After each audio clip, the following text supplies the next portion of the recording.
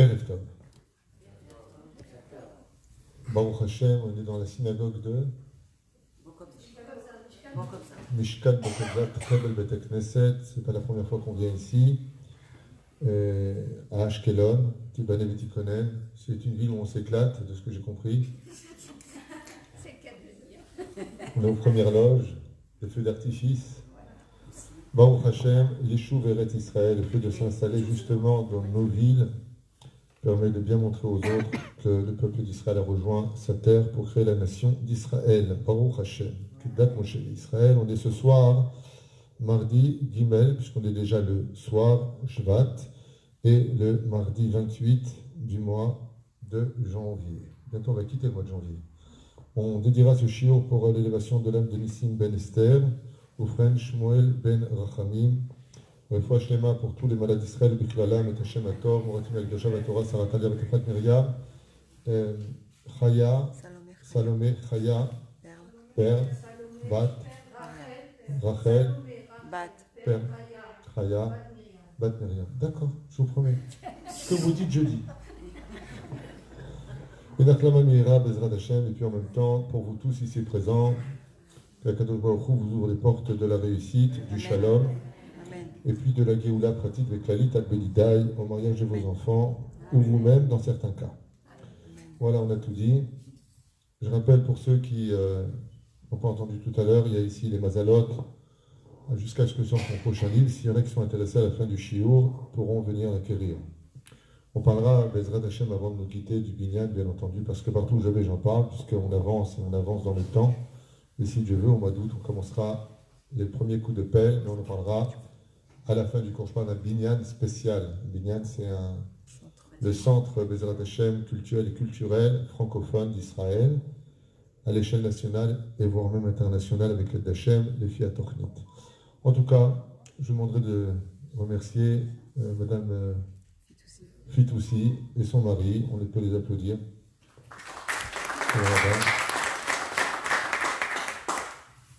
De l'autre côté, ils se demandent, ils font la médaille, mais qu'est-ce qu'ils font ces Français?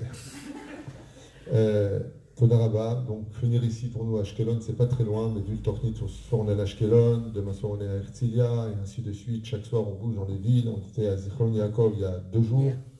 Hier? Avant-hier, on était à Zichron Yaakov. On partage nos connaissances avec tout le monde pour dire aux Français, enfin aux Juifs de France plus exactement, qui ont fait l'Oralia, qu'on est avec eux malgré la distance. Au Beshem Hashem, la Sebenatzliach. Alors on va partir pour un cours d'à peu près 3 à 4 heures.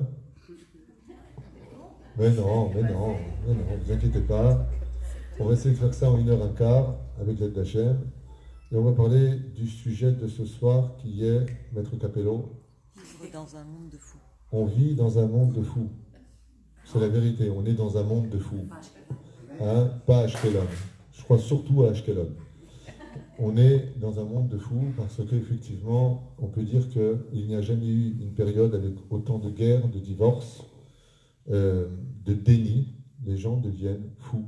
On n'a jamais connu, je parlais avec un merveilleux psychologue qui se connaît très bien en Shlom Bayit justement, et on s'est rendu compte, lui qui est donc sa spécialité, il est en France, M. Krief, et il était d'accord avec moi pour dire qu'on n'a jamais vu autant de pervers narcissiques, autant de personnes déséquilibrées que cette génération. Et pourtant, ils ont des bons métiers, des femmes qui ont une bonne apparence, une belle vitrine, mais qui à l'intérieur font du mal, énormément de mal.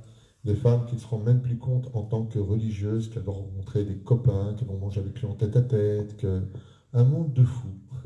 C'est-à-dire que même quand tu lui dis à ta femme, attends, je comprends pas, tu viens, il est 1h du matin, tu viens, il est juste 1h du matin, t'étais où? Oh, ça va, tu me saoules, j'étais avec un copain. Il y a même une femme, mère de 3 enfants, okay. Elle m'a annoncé qu'elle partait en boîte de nuit à Tel Aviv, parce qu'elle ne s'est pas mariée pour être dans une boîte de conserve, fait ce qu'elle veut. C'est-à-dire que vous auriez dit ça à l'époque de ma mère, elle t'aurait dit, mais genoux, comment est-ce qu'une femme mariée, mère de 3 enfants, peut aller dans une boîte de nuit, danser avec des mecs?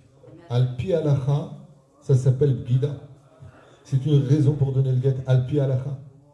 Et on est dans un monde où on va carrément dire à l'autre, quel est ton problème? C'est quoi ton problème? Tu viens de rentrer dans une synagogue, tu as une fille qui sort en jupe extrêmement courte, elle te regarde le rave dans les yeux et lui dit quel est ton problème? Si je te dérange, tu n'as qu'à pas regarder. Mais le problème, c'est pas que je te regarde, c'est comment tu peux rentrer dans la synagogue comme ça. C'est là qu'est la question. La question, elle n'est pas si je viens te juger ou pas.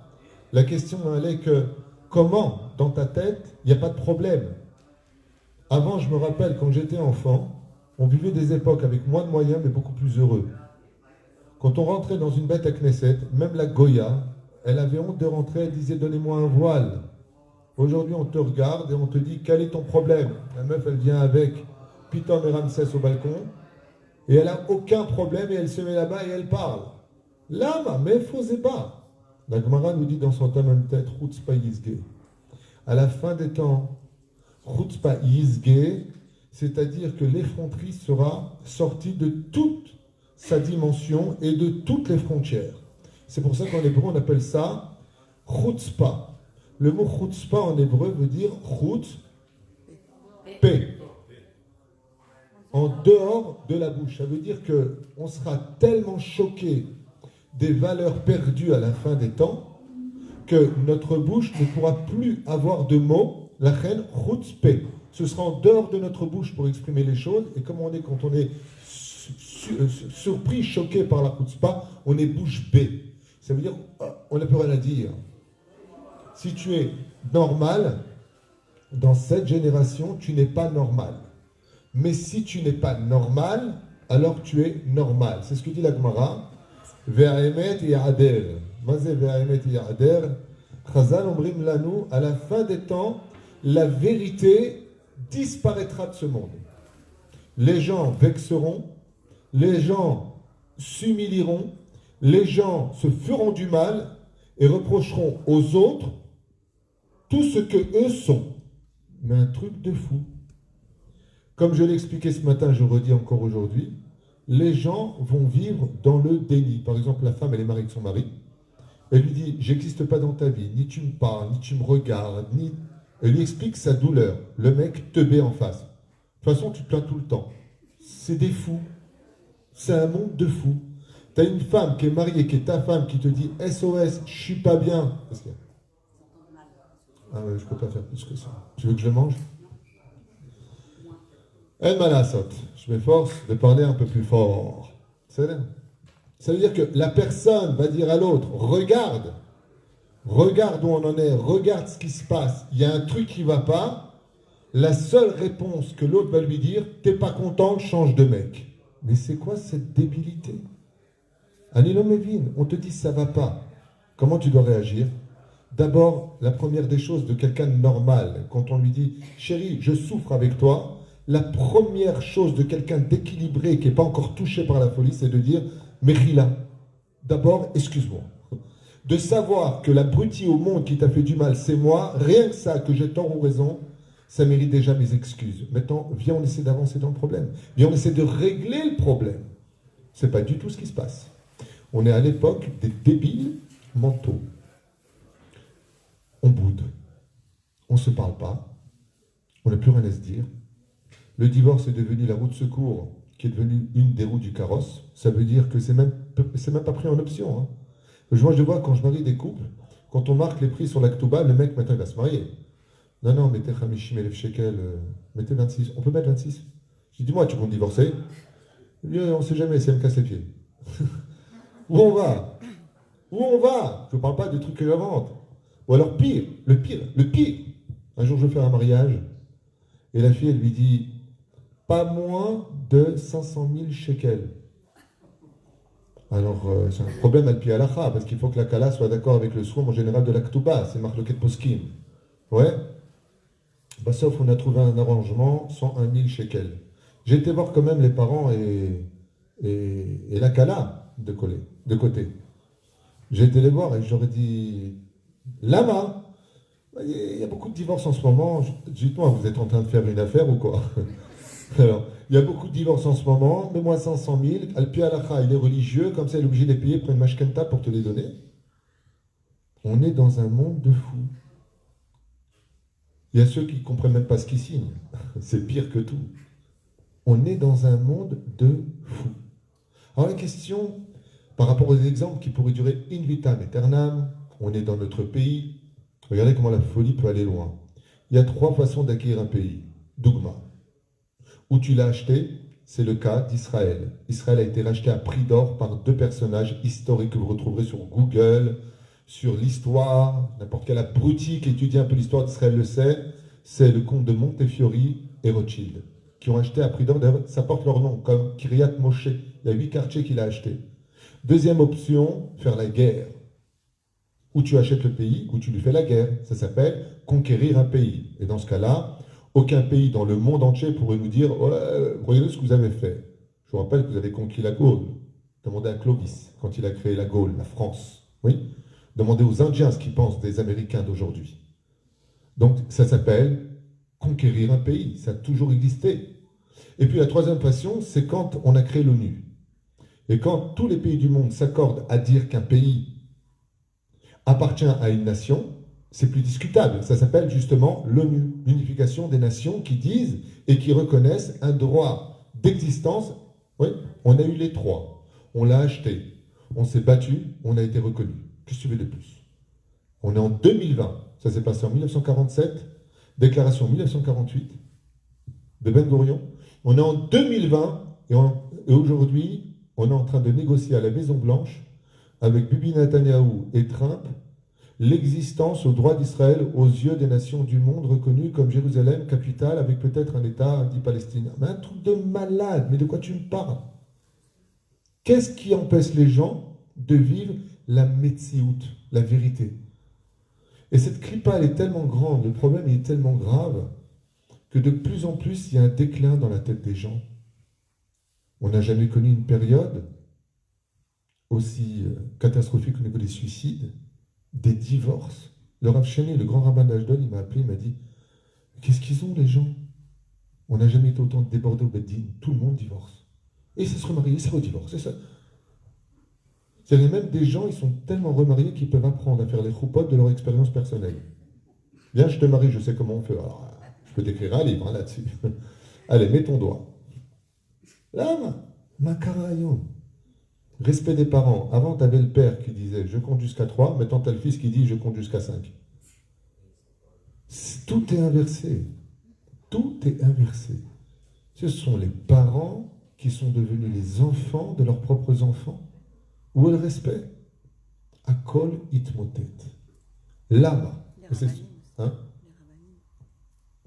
Juste un instant. Le respect des rabbins. Ah, le respect des rabbins. Je ne vais pas en parler. Les rabbins, Les rabbins aujourd'hui, oh, ce sont des voleurs, ce sont des arnaqueurs, ce sont des profiteurs, les dayanim, ce sont des violeurs, et les mekoubalim, ce sont des pédophiles, et puis, on en a chopé un, ça y est, tout le monde est sali. Bevadaï. On racontait d'ailleurs à l'époque, en Algérie, j'avais rencontré à Belleville, où 120 boulevard de Ville, il y avait une synagogue là-bas, je ne sais pas si elle existe encore, J'avais rencontré là-bas une personne très âgée, qui m'avait raconté que en Algérie, enfin des bleds là-bas, peut-être à Oran, à côté de Houtan, je ne sais pas où, mais dans un bled là-bas où ils étaient, il y avait un dayan, et quand le dayan sortait de chez lui, il nous racontait que les enfants, les mamans rentraient vite dans les maisons. Le dayan va passer dans la rue, il y avait de la crainte. D'ailleurs, comment on dit en arabe, tunisien, marocain ou algérien, en réalité arabe, haïfrabi. Haïfrabi, celui qui craint Dieu. On avait de la crainte, on avait du respect. Attends, il y a un rab. Quand on posait la question avant, une question d'Alaha, les gens disaient, il y a le rab. Aujourd'hui, le rab, il répond, pas du tout. T'as l'autre à côté. Pas du tout. Pas du tout. Non, parce que moi, j'ai appris un jour à la radio, j'étais en train de rouler, j'ai appris que, le rab, il a dit quelque chose. C'est pas ce qu'il raconte. Je ne parle pas d'un rab âgé, un rab allemand, un ravioli. Je parle d'un rab. Où est le kavod des rabbanim? Un rab qui rentre à la bête à Knesset, et c'est sa synagogue. Alpi Alachat, tout le tzibour doit se tenir debout. Aujourd'hui, le rab, il rentre comme un cafard qui est rentré, qui va aller dans un coin de la synagogue. Mais si on sort le Sefer Torah, tout le monde se lève. La Gemara dit combien ils sont bêtes ces gens. Ils se lèvent devant une Torah qui n'a aucune explication, mais celui qui l'explique, il ne se lève pas devant. Ça veut dire que c'est plus grave de ne pas se lever devant le rab de la synagogue que de ne pas se lever devant le Sefer Torah. Mais comme on vient avec des préjugés, avec la tikchoret, La communication nous a rentré tellement d'impureté dans nos yeux et dans nos oreilles. Résultat des courses, tu vois pas qui il est, lui. Ouais, c'est le rave. Ouais, là, il reste à sa place, je reste à la mienne, chacun à son niveau. C'est comme le hétrog et les loulaves. Le hétrog, c'est vrai qu'il se joint aux trois minimes. Les hadassim, les hadravot et le loulav. C'est vrai. Il les rejoint, mais il n'est pas attaché avec eux. Il est en face. Comme ça dit Maran Ben Ishraï, un Rav de Teknesset, il s'assoit en face. Pas pour le kavod de lui personnel, pour montrer que le Rav, c'est pas le copain de tout le monde. Un Rav, c'est Chabed auto. La Gemara nous dit, dans le Safet Shabbat de Daf Kuf Yutet, comment on devenait riche en Babylonie. Ayulaim vot Talmidei Chachamim. Ils avaient du respect pour les rabbanim. Aujourd'hui, il y a la guerre. Le problème, c'est que ce n'est pas de votre faute. C'est que même nous, entre rabbanim, on se fait la guerre en public, dans les réseaux sociaux. On se descend. Lui, il va descendre l'autre. L'autre, si tu manges chez viande, tu vas au Gehinam. Toi, si tu manges du porc. Toi. Mais des trucs de malade. Makara. Vous avez compris le problème? Bon, bien entendu, tout ça, c'est très positif. Parce que, bah oui, à quoi il servirait le Mashiach si tout allait bien? Bah, docteur, venez vite, je vais très bien. Le docteur, il vient, vous avez mal où? Ah non, j'ai aucun problème. Pourquoi on m'avait appelé? Mashiach, selon plusieurs systèmes, il peut venir si on fait tchouva, il peut venir si on va mal. Si on ne fait pas de tchouva, dit la Gemara dans Sanhedrin, si on ne fait pas de tchouva, il viendra quand on ira mal. Comme un médecin qui vient soigner une situation, tout comme Bezrat Hashem, ça s'est passé à l'époque du Chocher, l'obscurité. On rentrera dans une obscurité où la Oro Shel Melech HaMashiach, la lumière du Mashiach, viendra éclairer notre obscurité parce qu'on n'en pourra plus. Et pourquoi Dieu fait ça? La raison est magnifique, elle est retenue à vie. Tout simplement parce que Mashiach ne viendra que quand on le demandera. Même s'il y a marqué En ben David ba el abesiach da'at, la Gemara nous dit le Mashiach il viendra que quand on aura oublié qu'il vienne, mais à l'intérieur de nous, il faut qu'on demande le Mashiach. Ça veut dire qu'on n'en puisse plus. On n'en puisse plus. Il faut que dans nos vies, on dise ça, il n'y a plus d'autre solution. Comme dit la Gemara dans Sota, En lanu leisha'en el la vinu sheba shamaim. On ne peut plus compter que sur Dieu. Il n'y a que Dieu maintenant qui peut nous aider. Tant qu'on mettra nos espoirs dans l'argent, dans notre mazal, dans nos créations, dans notre gouvernement, notre armée, tant qu'on aura des raisons de dire c'est tout sauf Dieu, si c'est tout ça avec Dieu, ça va. Mais si c'est tout ça sans Dieu, alors Dieu va tout te prendre de telle façon, comme ça dit la Gemara, de telle façon à ce que tu dises, en fin de compte, j'ai plus que Dieu maintenant. Parce qu'en réalité, il n'y a plus rien qui est autour. Alors moi, ce que je voudrais, parce qu'on n'a pas commencé le cours, c'est juste pour vous expliquer un petit peu pourquoi le titre s'appelle « On vit dans un monde de fous ». La première des choses qu'il faut savoir, c'est que dans cette négativité, il y a beaucoup de positivité. Je dis ce que je veux. Positivité. Donc ça, c'est la première des choses. Pourquoi? Parce que la génération du Mashiach, c'est la plus belle de toutes les générations. Il n'y aura pas une plus belle génération dans l'histoire que la nôtre. À un tel point que Maran Arav Ovadia Yosef Zatzal, elle lui dit que celui qui étudie la Torah dans notre génération, qui va faire Shaharit Mincha Arvit à la synagogue, et il fixe 1 heure d'étude, il a déjà dépassé le niveau des Tanaïm à leur époque. 1 heure d'étude par jour. Il fait Shaharit Mincha et Arvit. Il est déjà dans cette génération plus grand que Rabbi Akiva, Rabbi Shimon Bar Yochai, Rabbi Meir Balanes. Beaucoup plus grand. Pourquoi? Parce qu'il n'y avait pas toutes les ta'avot qu'il y a aujourd'hui. Avant, pour aller voir le mollet d'une femme, il fallait courir des kilomètres et escalader des murailles. Et aujourd'hui, toutes les ta'avot,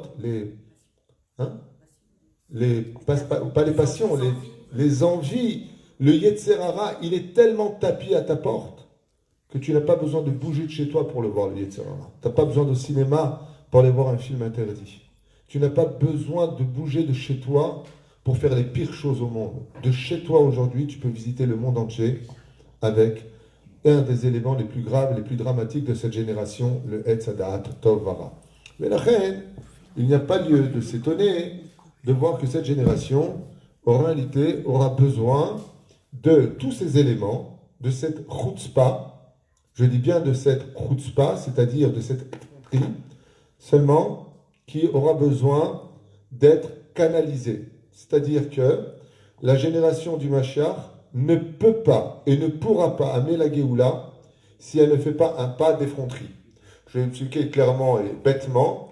le fait d'avoir créé le Kamamdina, le fait d'avoir créé l'État d'Israël, il fallait vraiment culotter pour faire une chose pareille. Revenez à l'époque de Herzl, ouais, avec l'histoire de Émile Zola, les Juifs se rendent compte qu'ils n'ont leur place nulle part. T'as un mec qui se lève et qui dit « J'ai un rêve. » Lequel? Et si retourner en Israël? Les premiers qui l'ont descendu, c'est les Juifs. Je dis « Mais c'est un fou, il rêve celui-là. C'est un pays qui sert de couloir, personne n'en veut, il n'y a aucune nation qui a planté son drapeau, il n'y avait rien.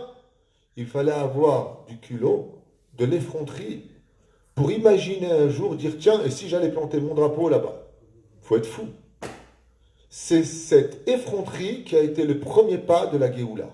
Le retour d'Israël vers un rêve duquel nous disions Shira Ma'alot Beshuv Hashem et Tzion. Et ça finit comment Azainu Kecholmim. Il fallait être un rêveur pour penser venir un jour en Israël, à Ashkelon, créer des synagogues, d'acheter des appartements, de faire des mariages et des choupotes après 2000 ans. Mais vous rêvez, les Juifs.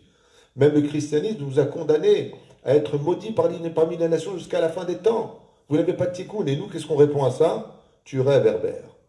Tu peux te mettre un doigt dans l'œil. Am Israël, Chai Vekayam, et la nation d'Israël revient sur sa terre, et notre économie est forte, notre monnaie est même trop forte pour les francophones. Bien Enara, il n'y a jamais eu autant de salles, il n'y a jamais eu autant de yeshivot, il n'y a jamais eu autant de kolélim, il n'y a jamais eu autant de bonheur en Israël que ce que l'on vit aujourd'hui. L'économie est au summum high-tech numéro 1, invention numéro 1. L'armée d'Israël est prise partout comme exemple pour entraîner toutes les armées, que ce soit les Chinois, les Coréens, la France, les États-Unis, l'Allemagne, de partout on appelle Israël, pour savoir comment s'en sortir, alors qu'on va fêter nos 72 ans d'existence. C'est un rêve. Il fallait vraiment être quelqu'un de très effronté pour faire une chose pareille. Et ainsi, la Géoula ne pourra pas appartenir à un peuple faible, à un peuple qui reste trop à sa place. La Géoula, surtout en Eretz Israël, viendra par l'effronterie. Le seul problème qu'on a avec trop d'énergie, c'est que quand elle est mal canalisée, elle fait des catastrophes. Mais si tu sais canaliser cette énergie très puissante d'une génération de chutzpanim, si tu sais la canaliser, eh bien, tu peux réussir à devenir... Il y a une femme qui l'a connue à son époque. Elle s'appelait Rachel Bat Kalba Savoie. Elle était culottée. Son père était blindé. Elle, belle comme le jour. Une fille magnifique, des yeux en amande, vert, forme parfaite, une Tunisienne. Une bombe. Elle a vu un mec de 40 ans, elle n'avait même pas 17 ans. Elle a vu un mec de 40 ans. Papi Mouzo. Mais Raout Rabbi, il avait de bonnes midotes. Son père, il lui dit, écoute, t'es ma fille unique, tu te maries avec lui, je te déshérite. Elle lui a dit, papa, je t'ai jamais manqué de respect. Mais comme t'as pas trouvé de défaut à cet homme, si ce n'est que c'est un maharet, mais il a de bonnes midotes, je n'ai plus l'obligation à pied à la fin de t'écouter. Je me marie avec. Tu viens, Baruch haba, tu viens pas, Mlaracha. Non, elle lui a pas dit, mais on aurait pu penser. D'accord? Mais c'est un truc de fou. Elle est folle, la fille. Elle quitte un palais où on la respecte, elle rentre dans le lit d'un vieux de 40 ans, illettré, anti-religieux. Ah, vous les rabbinim, si vous pouviez être mordus par la morsure d'un âne. Il n'aimait pas les religieux, le mec. Et c'est avec lui que tu te maries. Elle est pieuse, mais elle a un pari dans sa tête. Lui, je peux le changer. Lui, je peux faire de lui le meilleur des hommes. Elle a un pari dans la tête. Est-ce qu'elle va réussir? Si elle n'avait pas été l'effrontée qu'elle a été à l'âge de 17 ans, en disant, moi, je vais dépasser les limites. Je ne veux pas être la petite fille trop gentille. Oui, papa, ah, désolé, Akiba, je ne peux pas me marier parce que papa, il a dit non. Et je viens de Beth Yaakov, et tu comprends que je ne peux pas que. C'est pas que. Il y a ce que moi je suis capable de faire. C'est pour ça qu'elle a amené le premier homme de la Géoula. La Gemara nous dit depuis quand vient le Mashiach, depuis quand on l'attend, depuis Rabbi Akiva. C'est pour ça que Rabbi Akiva était le premier Tana à dire de Bar Korba, Bar Koziva, Zeh Mashiach. Il s'est gouré, hein, mais il a été le premier à être chutzpan. Il a dit quoi? Vous vous rendez compte de ce qu'il a dit, Rabbi Akiva? Il voit un mec qui s'appelle Bar Korba, il est fou le mec. Il voit un mec qui s'appelle Bar Korba, c'est un super guerrier. Il libère Israël de Adrien, empereur de Rome. Et lui, qu'est-ce qu'il lui dit? Il lui dit, t'es capable de remettre les pierres sur le kotel? Viens à Bar Koziva, qui se comportait très très mal, et qui a même tué son oncle. Il remet la pierre, il fait preuve de j'ai des muscles, il remet la pierre sur place, et Rabbi Akiva dit, Zamachar. Aval, comme dit le Rambam dans le Chod Deot, dans le Chod Melachim, le Perek Yudalef, le Shum Shemet, et Vin Sheta. Étant donné qu'il est mort, alors il a compris qu'il s'était trompé. D'accord?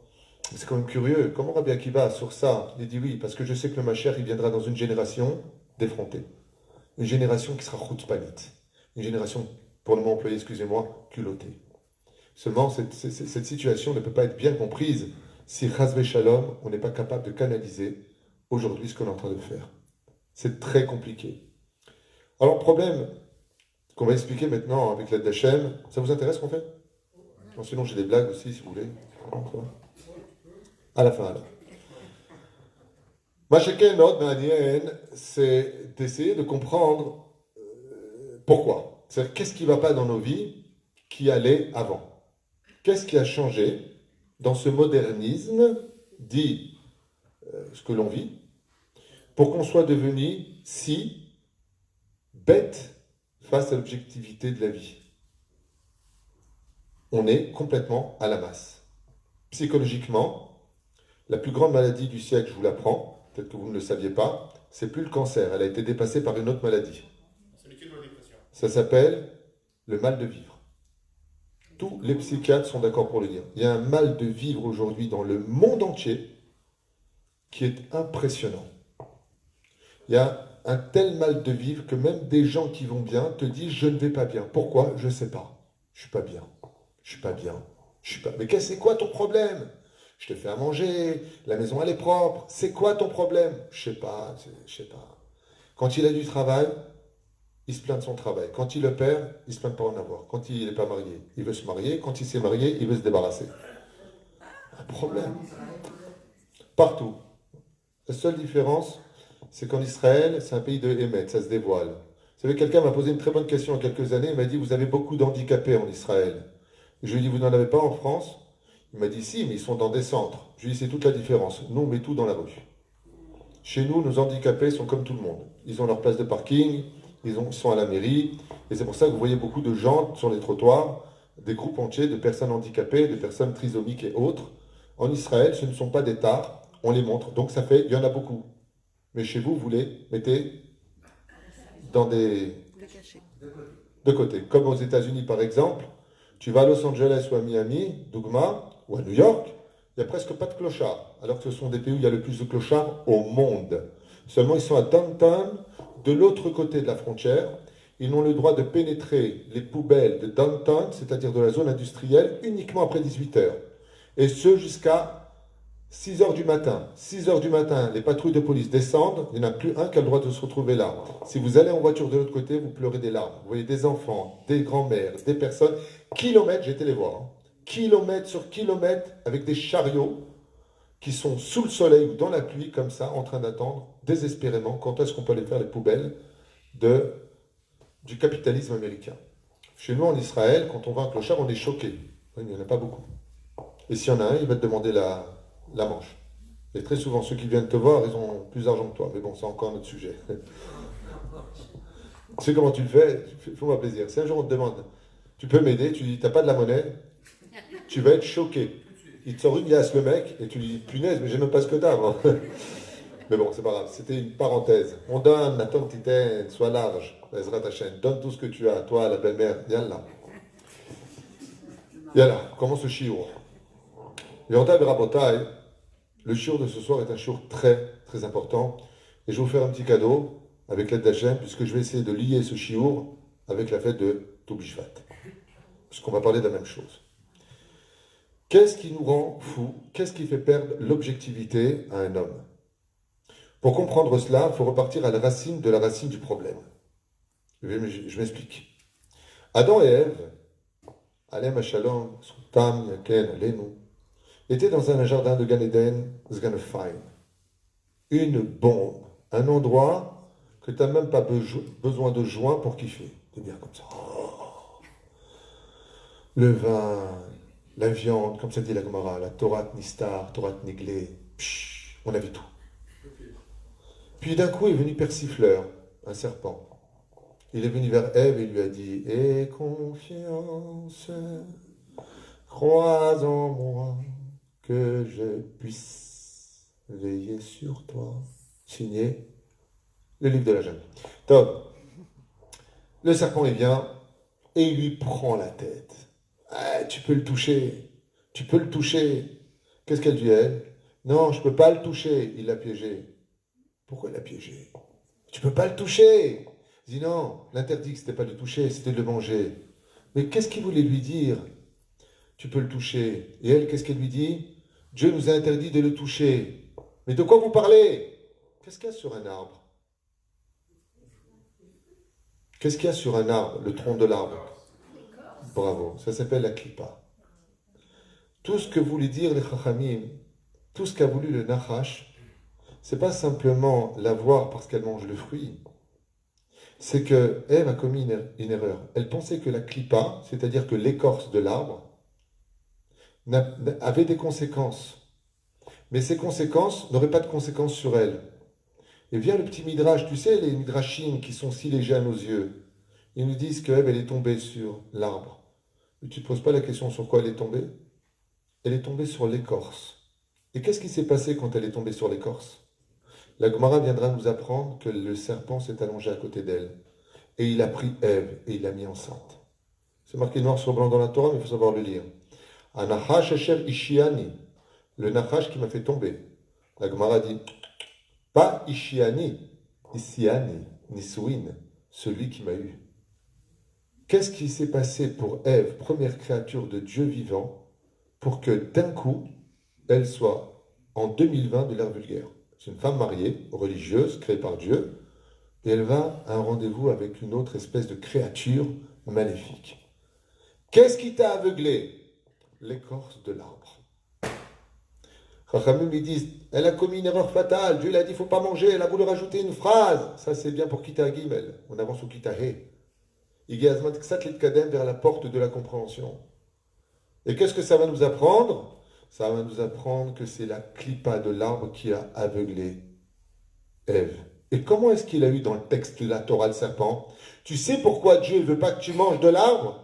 Parce que si tu manges, vos yeux vont s'ouvrir et vous allez voir. Ce qu'il a voulu dire, c'est que si tu manges, tu vas être tellement aveugle que tu vas faire n'importe quoi, tu vas m'écouter, et tu vas t'éloigner de toute logique, et de toute kedusha, et de toute beracha. De là, on comprendra, pour ne pas m'attarder sur le sujet, que le problème de nos vies, qu'est-ce qui nous rend débiles aujourd'hui, dans un monde de fous où plus personne n'est plus capable d'écouter l'autre, la souffrance de l'autre, d'avoir de l'empathie pour l'autre. Vous savez qu'il y a des mecs, ils laissent pleurer leur femme, ils n'ont aucun problème. Il y a une femme qui a quitté son mari avec 4 enfants, ça n'existe pas ça, parce qu'elle est tombée amoureuse d'un autre mec. Elle est partie, elle l'a laissé. Tant mort. Bon, ton mari, c'est comme les stylos à plusieurs couleurs, tu veux le remplacer. Ok, mais les enfants, ça ne se remplace pas. Comment tu fais ça? Qu'est-ce que tu as dans la tête? Qu'est-ce qui t'aveugle aujourd'hui? Tu vois plus rien, mais tu n'as plus la tête sur les épaules. Réponse unanime de toute la Torah écrite, de toute la Torah orale. Ça s'appelle les clipotes. Tout ça, c'est à cause de clipotes. Ce qui fait que comme on a des clipotes, on ne voit plus rien à cause des clipotes. Je vous donne un exemple. Vous voyez là, je vous vois. Ouais? C'est pas comme Stevie Wonder, il ne pouvait pas voir les juifs. C'est un jeu de mots, il était aveuglement, c'est mes blagues du soir, mais pas. Ray Charles, c'est pareil. Donc,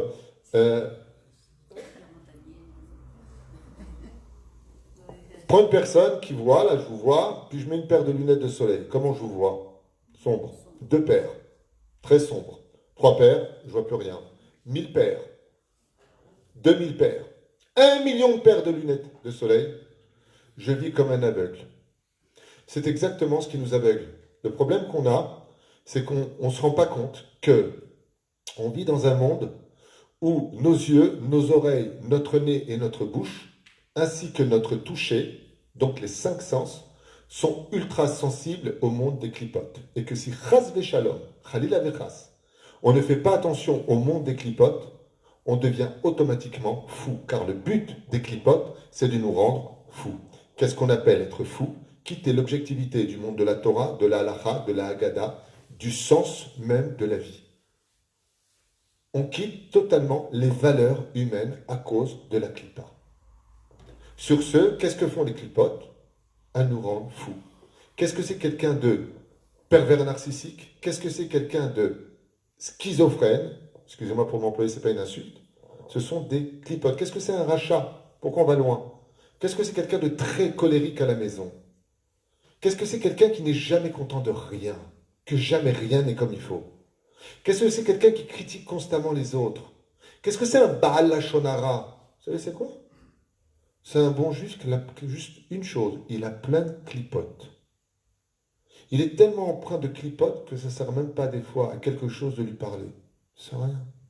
Il est tellement aveuglé par un monde sale, d'écorce autour de lui, qu'on ne peut pas parler, traverser là où il y a encore un cœur. Il y a tellement de clipotes à l'intérieur, de rancœur, de haine, de jalousie. Toutes les maladies du monde sont à l'intérieur. La colère s'exprime, la colère est une clipa qui crée d'autres clipotes. Et ainsi donc, ce qui nous rend le plus mal dans ce monde, c'est qu'on vit plein de clipotes. Comment tu veux que le mec qui regarde sa femme quand il était sur un film porno, excusez-moi pour le langage employé, mais c'est comme ça que ça s'appelle, Seret Kachol. Il voit des super gonzesses, il voit des choses interdites. Pac, pac, pac, pac, pac, milliards de clipotes. Il voit sa femme qui lui dit quelque chose, il n'était pas content, tu te casses. Pourquoi? Parce qu'il est devenu acteur lui-même. On le dit en hébreu. Il vit dans un film. Quand tu viens et que tu regardes constamment la jalousie des autres, il a acheté une voiture, il s'est acheté une nouvelle maison, et que ton œil va sortir comme ça, pourquoi toi et pas moi, pourquoi toi et pas moi? Ouais. Ben quand tu rentres chez toi, tu n'as pas envie d'être heureux. Quand tu vois ton armoire de la cuisine qui est un peu bancale, ben, va la réparer. Non, je m'en fous. Je m'en fous de toute façon, il n'y a rien qui m'intéresse. Va te faire soigner. Tu as un problème, mon pote. Alors, qu'est-ce que sont ces clipotes et comment on s'en débarrasse? Il faut savoir une chose. La Torah nous apprend dans la paracha de Shimini ainsi que de Metzora, dans le livre de Vaïkra, que les clipotes, quand Rabbi, s'attaquent d'abord à l'extérieur de nous. Écoutez bien, c'est très important. Parce qu'on va parler de Toubishvat en même temps, faire un petit metne entre nous, sympathique. Où est-ce que vient la lèpre en général? Par exemple, la clipa du Lashon Hara, de dire du mal des uns et des autres, provoque une clipa extérieure sur la peau. D'accord? C'est une clipa, que vous le sachiez. Elle vient d'abord sur les murs, ensuite sur les vêtements, ensuite sur le corps. Vous avez remarqué ça? Akadosh Baruch Hu Mazir et Adam. Donc combien on a de degrés de clipote? 3. Retenez ce chiffre-là parce que c'est très important pour comprendre de la Torah, de la Kabbale et de la psychologie. Vous avez à la Badou ce soir, et Aline, vous avez bien fait de venir. Belachen, quand on est capable de réagir dès que la clipa est à l'extérieur de ma maison, sur les murs, j'ai déjà la possibilité de vite changer les choses. Qu'est-ce que je peux faire? Eh bien, je peux avoir le choix de retirer cette clipa ou de la laisser venir jusqu'à moi. La Torah va nous aider dans tous ces domaines.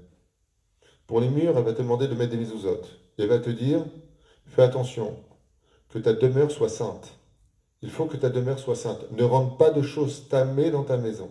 Pourquoi? Parce que les murs vont être empreints de la Touma, ce qui fait que même si tu donnes une bonne éducation à tes enfants, toi et tes portables et ton plasma et tes films et tes musiques roll et tout ce que tu mets dedans, vont dégager une influence qui rentrera comme une clipa chez tes enfants, et tes enfants vont tomber. D'où est-ce que je sors une telle bêtise? Réponse de la Gemara. Donc la bêtise, tu vas la manger dehors. Parce que la Gemara ne se trompe pas.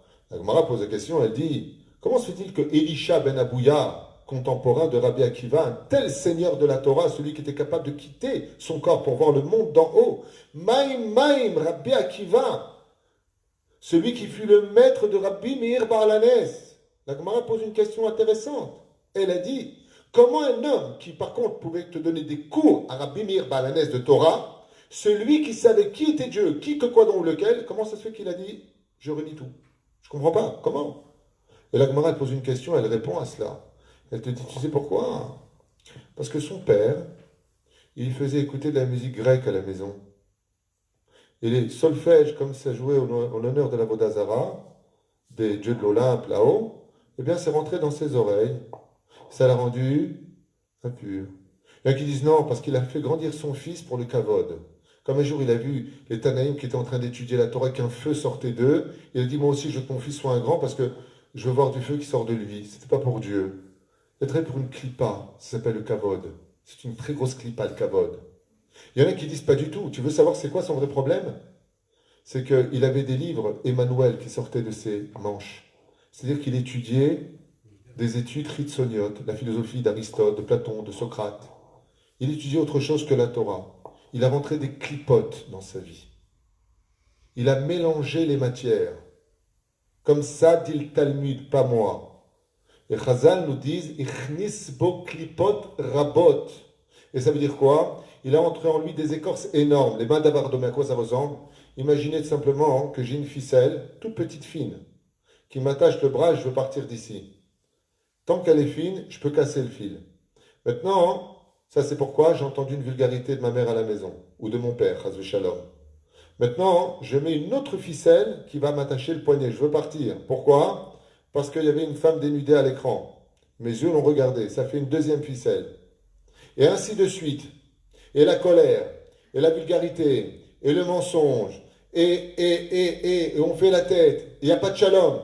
C'est des menottes en acier qui sont tenues. Je veux partir. Est-ce que je peux?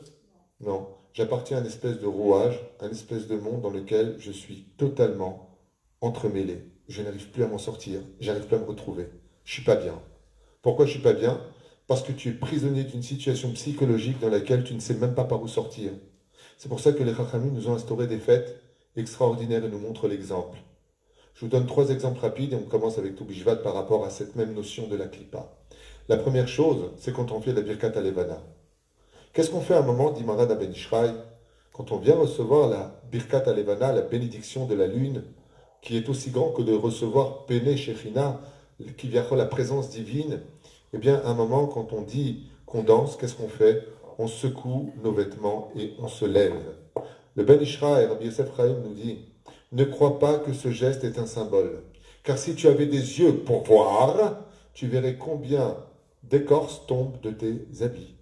Elles sont toutes collées à toi. D'où est-ce que ça vient, ces écorces? Rabbi Nachman de Breslev lui dit, il suffit de passer dans un endroit où il y a eu de la vulgarité une seconde avant que tu passes pour que toutes les clipotes qui sont dans l'atmosphère nidbakim. Tu passes à côté de quelqu'un, une femme qui est passée dénudée. Tu marches juste derrière. Pire que ça, dit Rabbi Nachman. Excusez-moi, Rabbi Nachman, il va plus loin que ça. Il dit, tu respires dans un endroit où il y a une avéra, tu feras l'avéra. Parce que tu as respiré. Ça, c'est Rabbi Nachman. Rabbi Nachman de Breslev lui dit, tu passes dans un endroit où juste avant, il y a une avéra qui a été faite. Ouais, c'est comme une boule puante. Tu la casses. Maintenant, tu enlèves la boule puante. Qu'est-ce qui reste? L'odeur.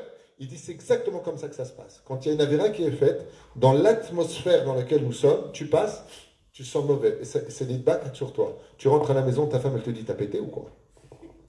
Mais vous c'est bas. Ben, j'ai rien fait.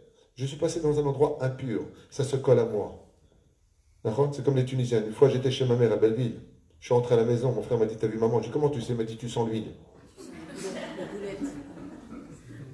Zépirou Shadavar, que Dieu bénisse ma mère, une femme extraordinaire.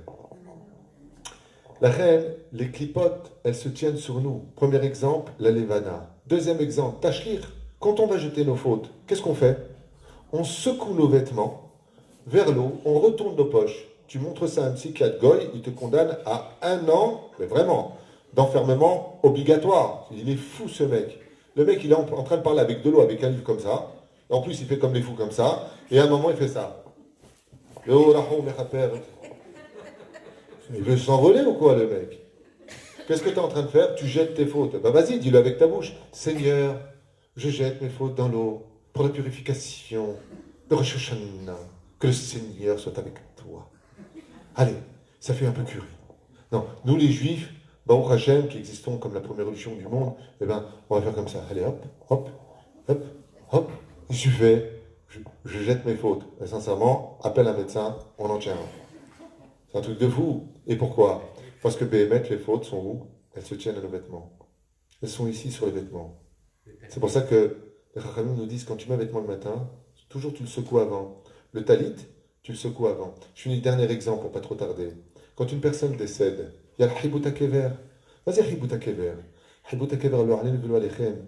C'est quand on prend la personne et qu'on la secoue. Orangina, c'est rien à côté. On le fracasse sous terre. Là. Pourquoi? Allez, Sheder. Allez. Parce qu'il a une clipa qui s'appelle Klipat Noga. Il doit s'en débarrasser. Mais comment il s'en débarrasse? Vous allez comprendre. Écoutez bien ce secret de l'étude que nous enseigne Rabbi Avraham Azoulay dans son livre Chesed Avraham. Il nous dit Tzeda Lecha. Depuis ta naissance, tu es venu réparer la clipa qui est tombée de l'arbre. Comment elle s'appelle? Klipat Noga. On va revenir sur ce sujet-là parce qu'il est très important. Klipat Noga, le problème qu'on a, c'est que c'est aussi bien que mal. Ça dépend de ce que tu en fais. On va expliquer ça tout à l'heure clairement. Donc on revient en arrière. Eh bien, cette Klipat Noga, eh bien voilà. C'est comme un truc comme ça. C'est une feuille, on va appeler ça une feuille, qui est posée exactement ici, dans toutes les Neshamot juives. D'accord? Seulement, quand tu partiras de ce monde, on va te demander quel est ton nom. Au niveau du Pshat, on va incorporer dans la Mida un verset du Tanakh qui commence par ta première lettre du nom et qui finit par ta première lettre du nom. Comme ça, le jour où tu mourras, tu donneras le nom. Ça, c'est au niveau du Pshat. Rabbi Avraham Azoulay ne dit pas du tout. C'est vrai, mais ça, c'est juste pour l'ange de la mort. Mais dans la tombe, il y a 4 anges qui descendent et eux vont te demander quel était le nom de la raison pour laquelle tu es venu sur terre, le nom de ta mission. Oula, Rasra. Et c'est quoi le nom de la mission? C'est quoi? D'où je sais, moi? Réponse, elle est marquée juste derrière ta clipa. Et alors? Eh bien, c'est simple. Le jour où tu meurs, tu es obligé de mourir. Pourquoi? Comme le dit d'ailleurs le Harizal à propos de son maître, le Ramak Akadosh, Rabbi Moshe Cordovero. Qu'est-ce qu'il dit? Si ce n'était pas pour donner le nom de sa clipa, il ne serait jamais mort parce qu'il n'a jamais fauté. Donc, qu'est-ce qui se passe comme cadeau quand quelqu'un fait Torah ou Mitzvot, la femme fait le Kissou, il y a les Tsanoua, Semnar, fait attention, que l'homme il est dans la Torah et Mitzvot, il ne fait jamais de mal à personne, à plus forte raison à son épouse. C'est un homme exemplaire. Le jour où il meurt, il y a un truc qui se passe pour lui. La mort, c'est un cadeau. Pourquoi? Parce que le tzaddik, quand il meurt, ça descend tout seul et ça vient devant lui. Quand il arrive dans la tombe, l'ange qui descend lui dit « Donne-moi le nom de ta mission ». Il lui dit « C'est très simple, elle est là, prends-le ». On lui dit « Alors tu peux monter ». Et si tu ne réponds pas, on va être obligé de te secouer, chibout à kever. Des anges te prennent par la tête et les pieds, et ils vont fracasser le corps. Pourquoi? Réponse très simple des Mekoubalim. Parce que tu vois cette clipa qui est là. Tu vois quand tu fais pas Shabbat, toute la véra de Shabbat, c'est un clou. Après tu fais encore une avéra, c'est encore un clou. Toutes les avérotes qu'une personne fait ne font rien d'autre que de clouer ce document qui est dans toutes les neshamot des Juifs. Ce qui fait qu'une personne qui meurt sans teshuva, c'est une personne qui meurt avec ce papier-là, totalement cloué par des millions de clous. Et donc, pour pouvoir récupérer ça, il va falloir casser pour récupérer le nom de la kippa. En d'autres termes, il faut se secouer, tout simplement, pour se soigner. D'accord? Quel rapport avec la fête de Tou B'Shvat? Ken? Non, ça va. Tout va bien. Merci. Voilà, j'ai mon verre, je bois. Du jus de pomme. Ken? Mais si on est tellement entouré de clipotes, même si on fait tchouva, alors c'est difficile parce qu'il y aura toujours des clipotes qui viendront. Non, c'est pour ça que de faire teshuva comprend justement le premier pas vers le travail d'Hachem. Fais un pas vers moi, j'en ferai 100 vers toi, dit Hachem. Ça veut dire qu'à partir du moment où tu demandes à faire teshuva, en tout cas dans la hitbodedut de l'homme, dans le travail des prières d'un homme, c'est de demander à Dieu de nous protéger de tout cela. Un homme, ça dit, comme était Baba Salé, c'est bientôt Saïloula, c'est un homme qui n'avait pas de clipa autour de lui. Il y a des gens qui voulaient s'approcher de lui, ils disaient à son shamash, à distance. Pourquoi? Il venait toucher sa femme Nida. Le fait de toucher une femme qui est Nida, c'est avoir une énorme clipa qui s'appelle Avi Avot Atuma. C'est Avi Avot Atuma, le père des pères de l'impureté. C'est une clipa. Ce qui fait que si lui maintenant, il est touché par sa femme, il est Avi Avot Atuma. S'il touche une personne, il le rend Av Tuma, père de la Tuma. Ce qui fait qu'on peut rendre énormément d'autres personnes impures parce qu'on a touché, et c'est dangereux d'enseigner des choses pareilles en 2020, et je vais faire arrêter moi aussi. Oh là là, ce qu'il est en train de dire, c'est un ouf le mec. Et oui, c'est pas parce que t'es un âne batté que c'est moi qui ai tort. T'as qu'à étudier, tu sauras que j'ai raison. Zahemet, ça veut pas dire qu'on va mourir. Ça veut simplement dire qu'on s'est rendu impur. C'est pour ça que quand la femme d'ailleurs sort du mikveh, elle dit à son mari, Tabalti, ti arti, je suis pur, ça y est. Ça veut dire qu'avant tu ne l'étais pas. T'es pas au courant? T'es encore resté au gaz? Change. C'est la Torah. Bah, pas nous, la Torah varante de la vérité. Mais la reine. Aujourd'hui, on est tous impurs par rapport à Tomat, mais parce qu'il n'y a pas de vache rousse. Sinon, on peut très bien se rendre pur d'autres impuretés, puisqu'il y a combien d'impuretés? Le saviez-vous? 7. On n'a pas le temps. Tom. Yes? Ah, tout? Okay. On est dans le monde des réparations. Ça fait partie des réparations de ce monde. Le but, c'est qu'on en a une seule clipa. Il ne faut pas, surtout pas s'en rajouter, parce que plus on aura de clipotes, et je vais vous dire quelque chose qui va vous choquer ce soir, mais il serait bon de le savoir, il n'y a pas de Gan Eden possible si on a encore une seule clipa sur nous. C'est impossible. On ne peut rentrer au Gan Eden que quand on n'a plus de clipotes. Mais j'expliquerai ça après si vous le voulez bien. C'est pour ça que la vie est dure. Ben, c'est pour ça que la vie est dure. C'est pour ça que la vie est remplie d'épreuves. Parce que ces épreuves ne sont rien d'autre que le marteau-piqueur des clipotes de nos vies. Vous savez, on fait des erreurs, mais il n'y a rien de grave, on peut tout réparer. Maintenant, il y a un marteau-piqueur qui est plus fort que les autres. Laquelle? La joie de vivre. Et ça, c'est un autre sujet. La joie de vivre, c'est la meilleure façon de retirer toutes les clipotes qu'on a. Parce que la pire de toutes les clipotes, c'est la tristesse. C'est-à-dire? Alors retenez-le à vie parce que c'est très important. La tristesse, comme dit Rabbi Nachman, mitzvah gdola liot b'simchat tamid, parce que la tristesse, c'est la pire des écorces qu'un homme puisse avoir sur lui.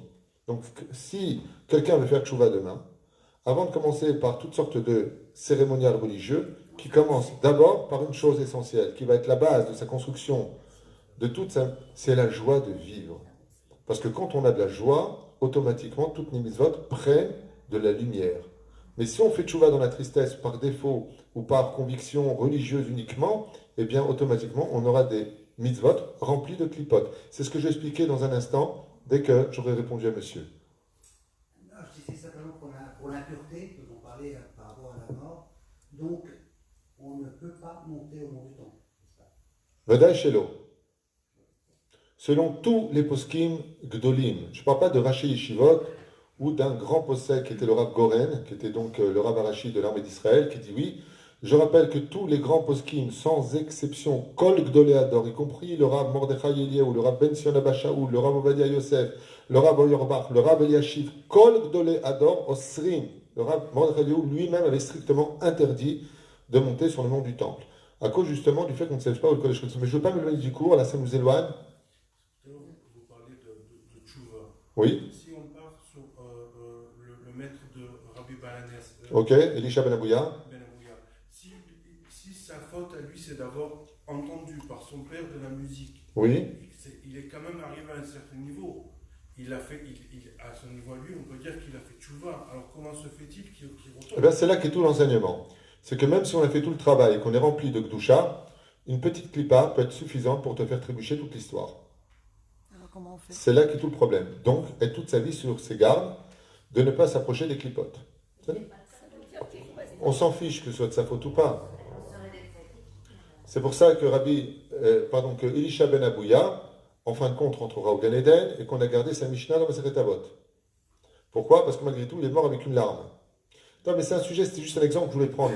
Prochaine fois, on se voit, on fera un cours sur ce personnage, quel était son Gilgoul, parce que là, on va rentrer dans des dimensions ésotériques.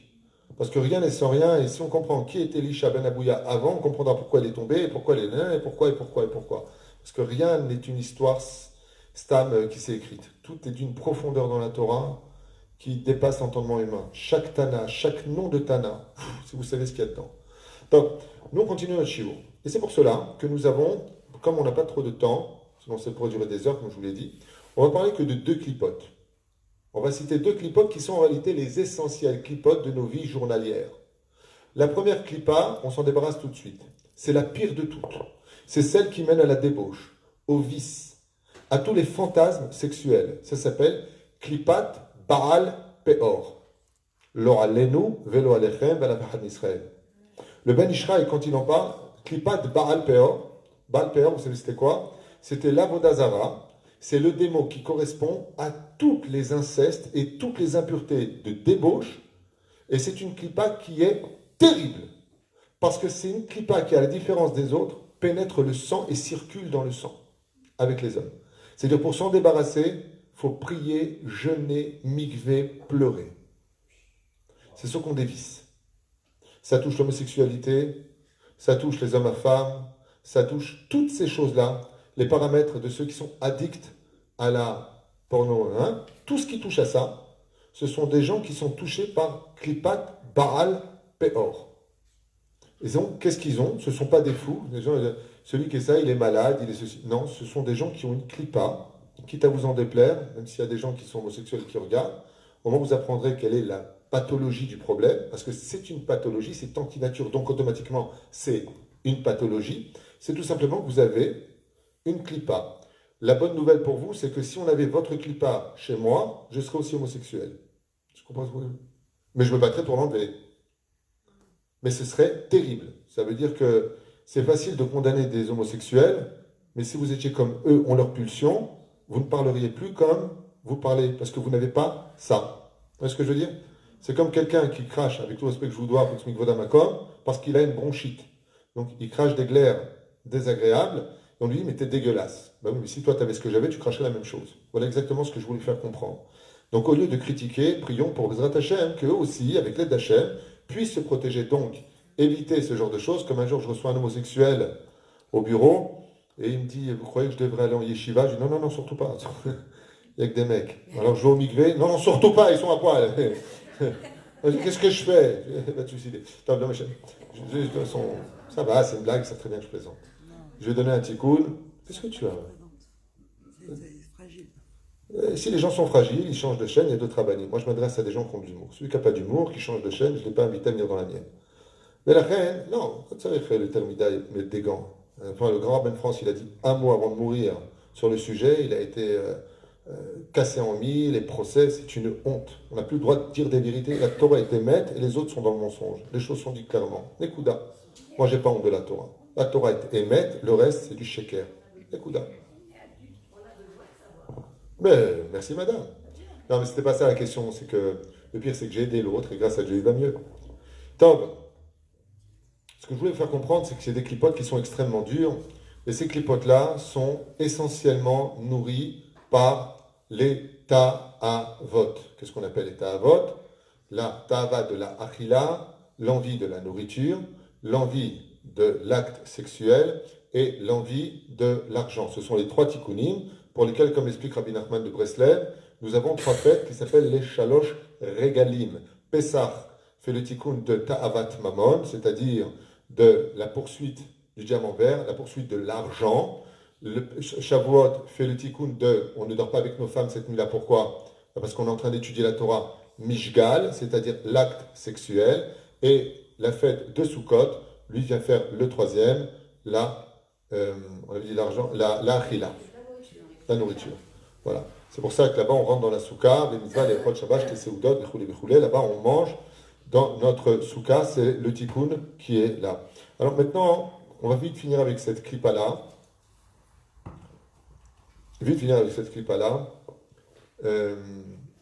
Pour parler d'une autre clipa qui est plus en rapport avec notre shiur d'aujourd'hui. C'est la clipat noga. Alors, clipat noga, c'est avec elle qu'a commencé toute l'histoire. Le problème, c'est de Klipat Noga, on peut sortir Klipat Baal Peor. Donc Klipa, je rappelle une fois de plus, en hébreu, veut dire écorce. Cette écorce posée sur nous est un poids qui nous empêche d'avancer et d'évoluer. Quel rapport avec Tou Bishvat? Et vous allez comprendre, vous savez que Tou Bishvat est le jour anniversaire commémoratif Yom Rosh Hashanah Lailanot. Et que ce jour-là, de justement Rosh Hashanah, Lailanot, c'est le renouvellement de la prise de conscience de la faute originelle qui est à réparer, par justement la Klipat Noga, qui se divise en trois. En combien de dimensions, vous vous rappelez, tout à l'heure on a dit? Trois. Chazak ou Bakbouk. Éphémère. Bon irabeyachat. Ok. Hein? Alors, Noga, ça se traduit par Vénus, mais c'est un nom qui vient définir en même temps le bien et le mal dans la Kabbale. C'est vrai? Noga, c'est la traduction du mot Vénus.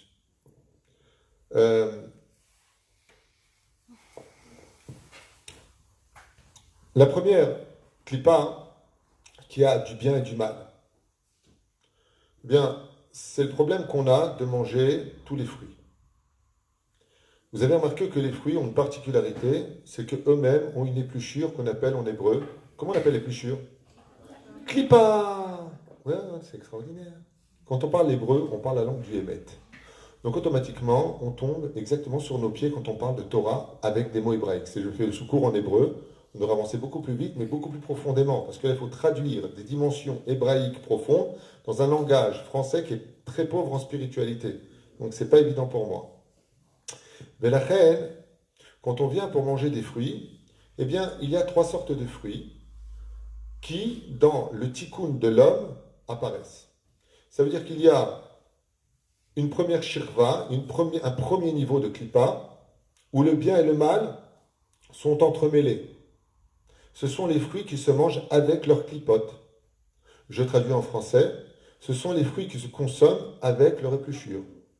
Comme par exemple la pomme, la fraise, la poire, une poire, tous ces fruits-là, on n'enlève pas forcément, on peut, mais ils se mangent avec la clipa.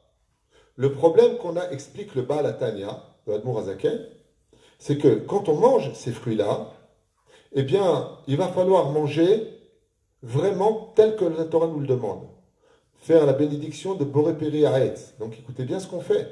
Quand on prend une pomme, par exemple, ouais, et que je fais Baruch Ata Hashem, Elokeinu Melech HaOlam, Boré Peri Haetz.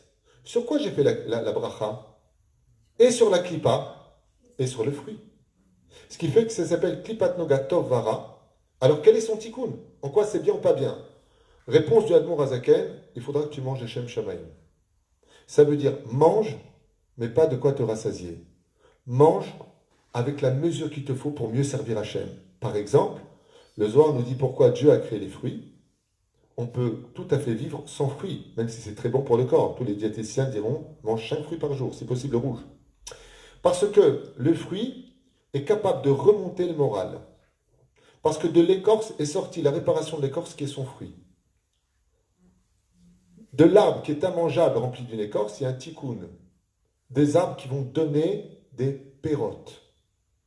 Et ces fruits-là, quand on va les manger, dans le premier degré, on va dire la bracha sur et l'épluchure, l'écorce et le fruit. Alors quel est le tikkun dit l'Admor Hazaken? Ne mange pas trop. Mangeons les Shem Shamaim. Parce que si tu en manges trop, tu vas nourrir toutes tes ta'avot. Et par la nourriture, tu vas tomber. Les fruits sont là pour le goût. Dieu a créé les fruits pour qu'on ait un bon goût dans la vie. Ça remonte le moral. De tout temps, comment on soit des gens qui n'étaient pas bien? On leur dit, d'ailleurs, c'est encore marqué dans le Shulchan Aruch. Le Shabbat, comment tu donnes de la joie à tes enfants? Tu leur donnes des fruits. C'est bizarre. Je lui donne un fruit à ton gosse, il te jette à la tête. Mais de tout temps, c'était comme ça. Tu donnes une date. Tu donnes quelque chose. Hein? Des noix, des dattes, des bananes, des pommes. C'est une chanson. Mais la reine, Kamat Sarich Leizaher. Combien il faut faire attention à ça, Rabotai. Quand tu viens manger un fruit de cette espèce-là, il faut manger les Shem Shamaim. Deuxième degré de la Klipat Noga. Elle, par contre, elle est beaucoup plus claire. C'est que ce sont des fruits qu'on ne peut pas consommer avec leur clipote.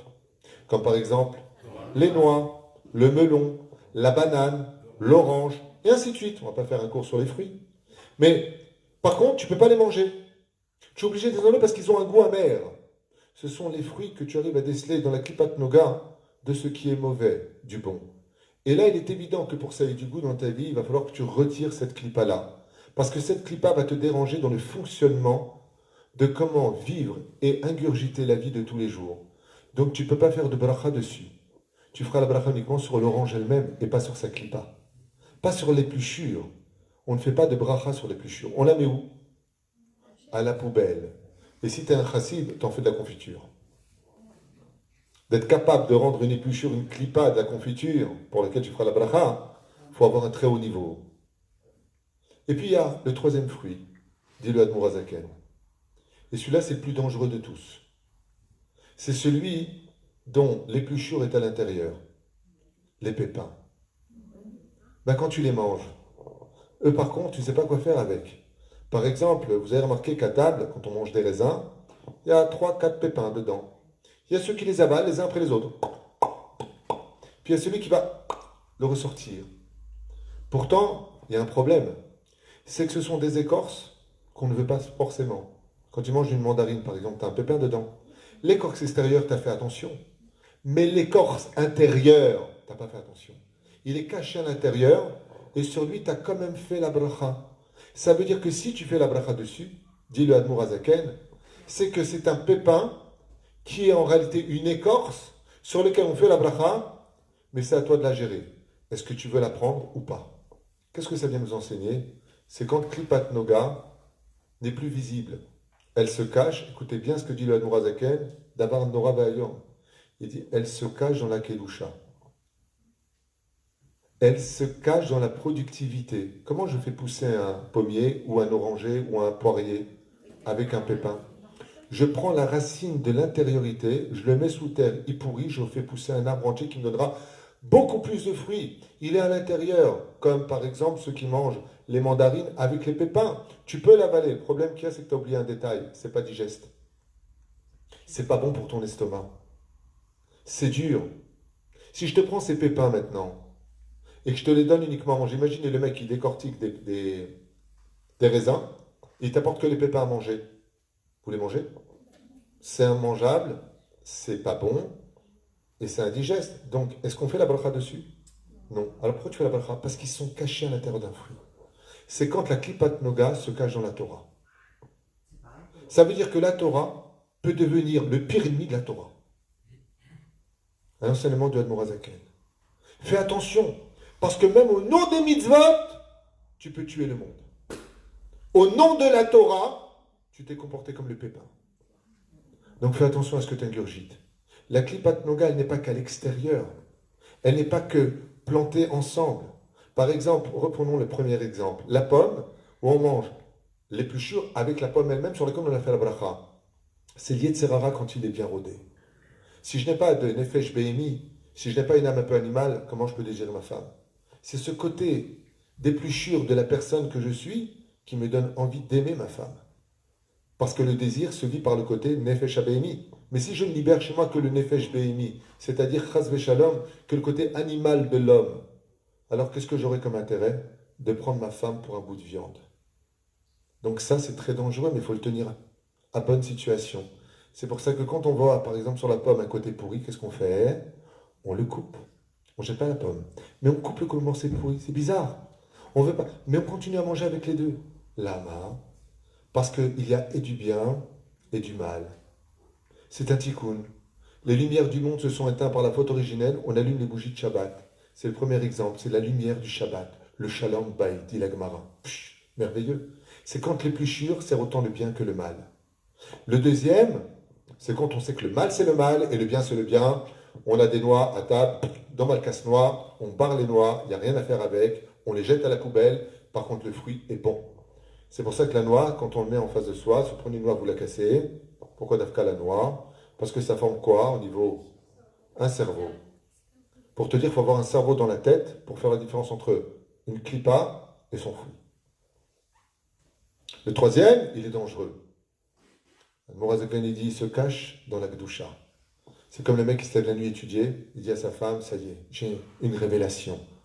Je vais étudier le Zohar. Et il étudie jusqu'à 4 heures du matin, le mec, et tout sur son tapis volant Aladdin.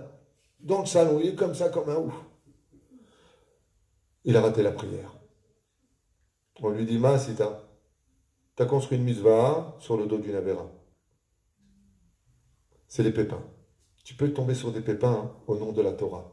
Au nom de la Torah, tu veux humilier quelqu'un en public. Au nom de la Torah, tu vas critiquer et faire du lachon hara sur les autres. Au nom de la Torah, tu vas rester en galoute. Un truc de fou.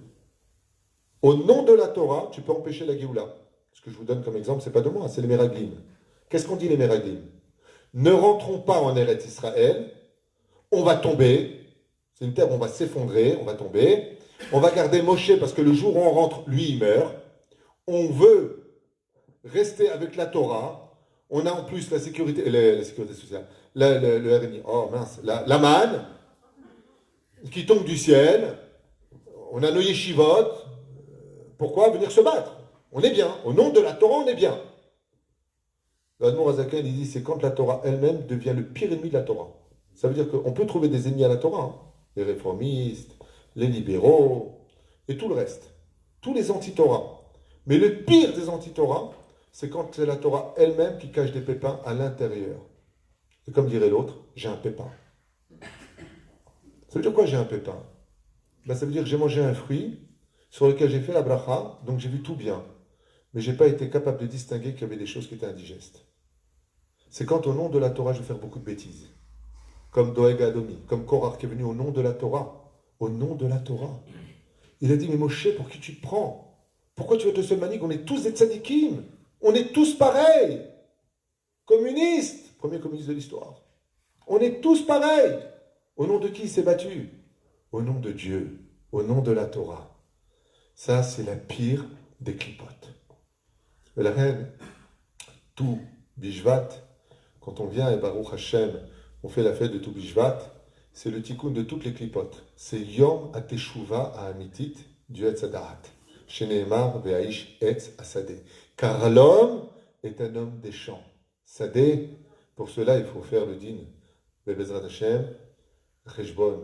Quand la 18e Mishnah de Masechet Avot, nous dit premier chapitre, au nom de Rabban Shimon ben Gamiel, Al Shlosha Dvarim Omed Ha'olam, Al Adin, Al Shalom, Ve'al Emet. Et c'est les lettres du mot Sadeh. Ça veut dire que la Torah vient nous mettre en garde. Fais attention, Habibi. Adam ou Etz Hasadeh. Etz, c'est une klippa. C'est le fruit qui nous intéresse dans l'arbre. Même si les arbres ont d'autres qualités, comme de purifier l'air. C'est comme des poumons pour l'atmosphère. Ah ben, de l'autre côté, nous-mêmes, on doit faire attention à tout cela. Pourquoi? Parce que ce qui nous a le plus pourri la vie, et ce qui nous emmène le plus dans l'obscurité de la pensée, ce sont des clipotes qui ne cessent de polluer l'atmosphère de notre esprit, l'atmosphère de nos yeux, l'atmosphère de notre rotem, de notre bouche, de ce que l'on touche, qu'on n'aurait pas dû toucher.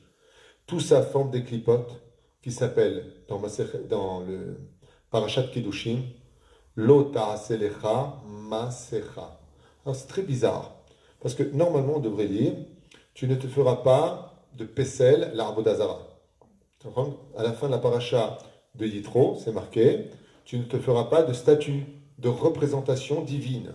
Oui.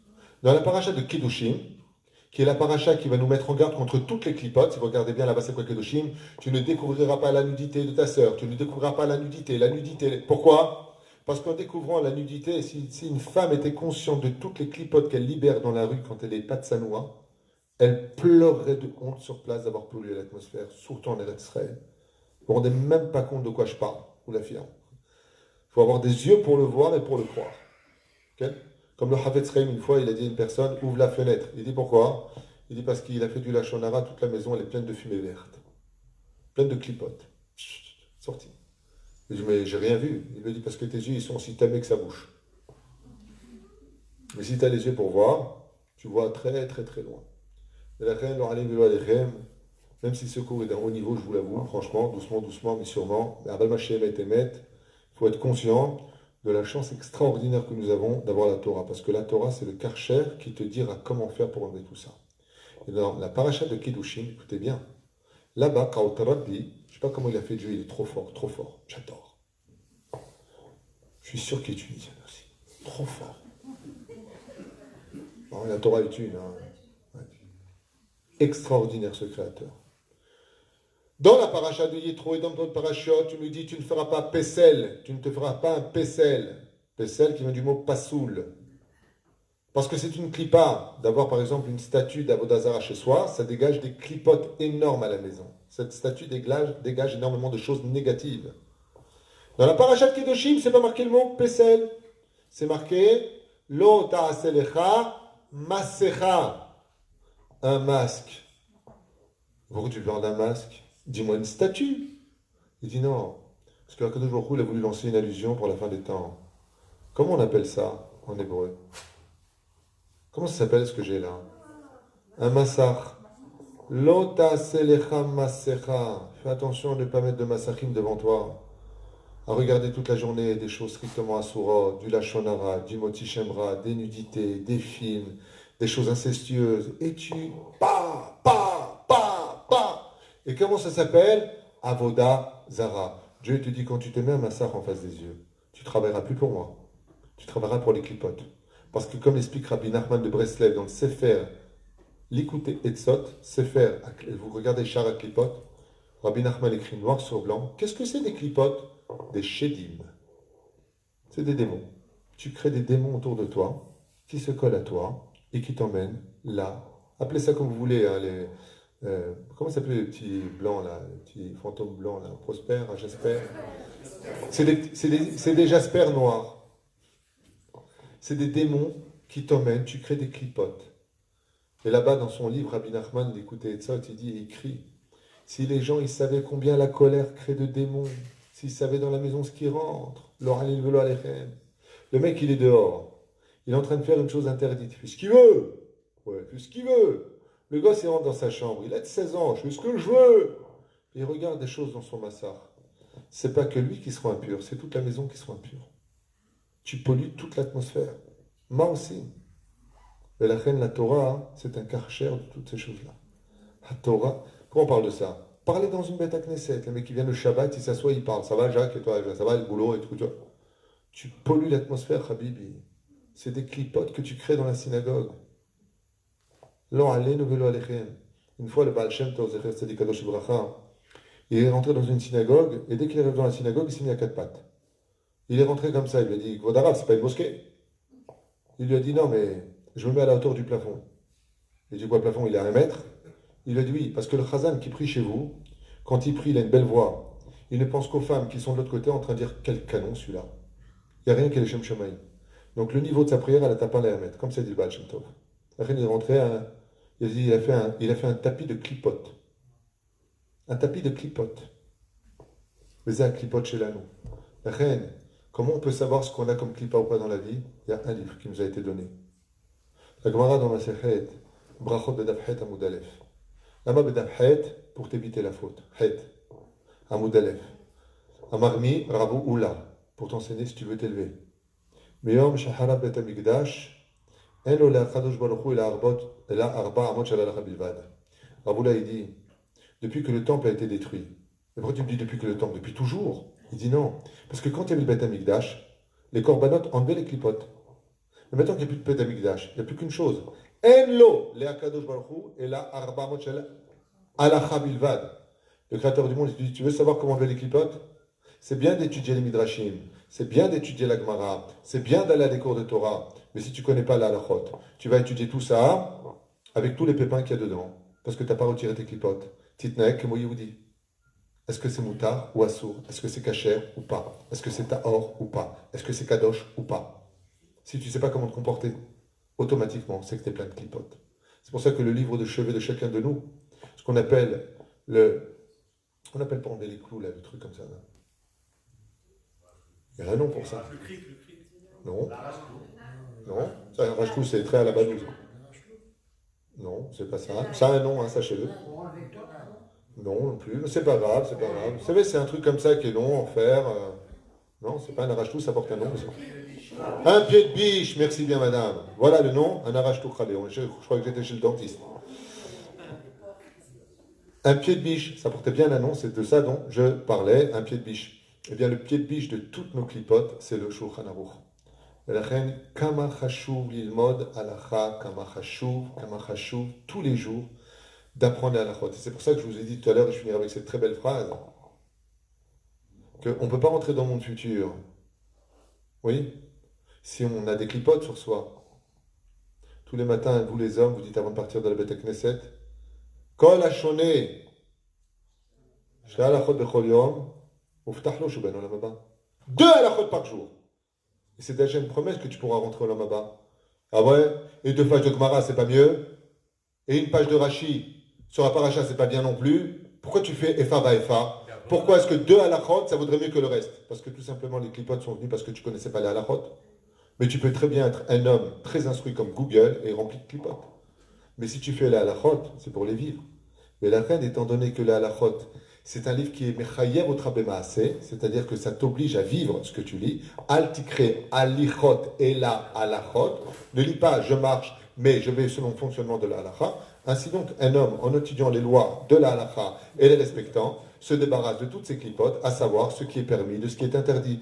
Est-ce que j'ai le droit de regarder une femme? Réponse de la halakha, s'il te plaît. Non, pas chout à sourd. Ok, alors je ne fais pas. Donc pas de clipa. Est-ce que j'ai le droit d'écouter le Lachon Hara, ce qu'il vient de dire? Est-ce que ce qu'il a dit, c'est du Lachon Hara ou pas? Anilo yodea, mutar ou assour, safek, shev adi valtaase. Si j'écoutais la halakha telle qu'elle nous est donnée, vadaï shem uftah lo shuban olam haba. C'est évident que tu as une place au monde futur. Pourquoi?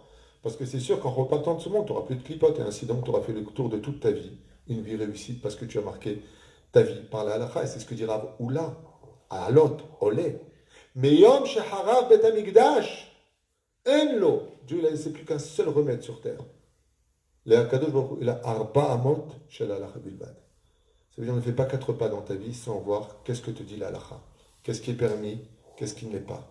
Surtout dans cette génération où même si on doit être très pédagogue, rempli plus de sagesse que de vérité, il n'empêche que notre Torah est vraie et que nous avons le devoir, pour ceux qui n'ont pas de clipote, d'être fiers de notre Torah, de nos mitzvot, de nos rabbanim, de la Géoula qui est proche, de notre pays, Baruch Hashem, d'être sa mère chaque jour et de voir le bien. Pourquoi ?